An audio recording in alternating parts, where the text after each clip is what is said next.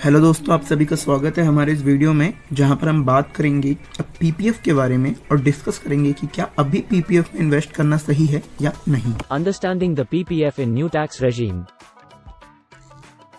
New tax regime ने कई बदलाव लाया है और सबसे बड़ा बदलाव है पीपीएफ निवेश पर टैक्स एग्जेम्पशन को हटाना।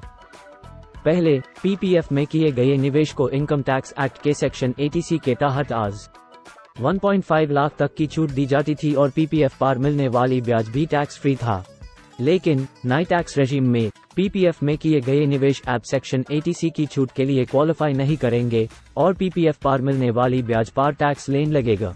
Impact on your investments under new tax regime. तो यह आपके लिए क्या मतलब है? नए टैक्स रेजिम का पीपीएफ में निवेश के ऊपर प्रभाव आपके टैक्स ब्रैकेट और निवेश होराइजन पर निर्भर करेगा। अगर आप हाई टैक्स ब्रैकेट में आते हैं तो पीपीएफ पर मिलने वाली ब्याज पर टैक्स देने की जिम्मेदारी बहुत ज्यादा बढ़ जाएगी। वही अगर आप लोअर टैक्स ब्रैकेट में है और लंबी अवधि के लिए निवेश कर रहे हैं तो प्रभाव अनुपातिक हो सकता है। Alternatives to PPF in new tax regime. अगर आप न्यू टैक्स रेजीम में पीपीएफ में निवेश करने के लिए तैयार नहीं है तो कुछ और निवेश विकल्प भी है जिनसे आपको समान लाभ मिल सकता है।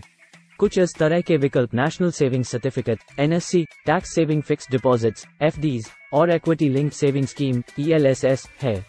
Conclusion. In conclusion, new tax regime ने पीपीएफ में निवेश करने के टैक्स प्रभाव में बदलाव किया है। यह निर्भर करेगा आपके टैक्स ब्रैकेट और निवेश होराइजन पर कि क्या पीपीएफ ऐप भी एक अच्छा निवेश विकल्प है या नहीं। किसी भी निवेश के निर्णय से पहले आपको अपनी टैक्स जिम्मेदारी और निवेश होराइजन का ध्यान रखना बहुत जरूरी है। इसके साथ हाई समान लाभ प्रदान करने वाले दूसरे निवेश विकल्पों को जानना भी महत्वपूर्ण है। फैक्ट्स 1. क्या नए कर के अंतर्गत पीपीएफ में निवेश करना ऐप भी फायदेमंद है? पीपीएफ पर नए कर के अंतर्गत का निवेश आपके टैक्स ब्रैकेट और निवेश का होराइजन पर निर्भर करता है। 1. अगर आप यूसीएचसीएच टैक्स ब्रैकेट में आते हैं तो पीपीएफ पर कमाई पर लेने वाली कर के लिए कुछ हद तक टैक्स बच जाएगा। 1. वही अगर आप नीचे के टैक्स ब्रैकेट में हैं और लंबी अवधि के लिए निवेश करने का इरादा है तो इसका असर बेहद सीमित हो सकता है। 2. क्या नए कर के अंतर्गत पीपीएफ पर कोई टैक्स लाभ उपलब्ध है? नहीं, पीपीएफ में किए गए निवेश और कमाई पर लेने वाला टैक्स बचत नए कर के अंतर्गत समाप्त हो गया है। 3. नए कर के अंतर्गत किस प्रकार के छूट दिए जाते हैं? नए कर के अंतर्गत voluntary retirement, gratuity and leave encashment की गणना में प्राप्त किए जाने वाले पैसों के लिए छूट दिए जाते हैं। 3. इसके अलावा interest on let out property under section 24B और NPS contributions under section 80CCD2 के लिए छूट दिए जाते हैं।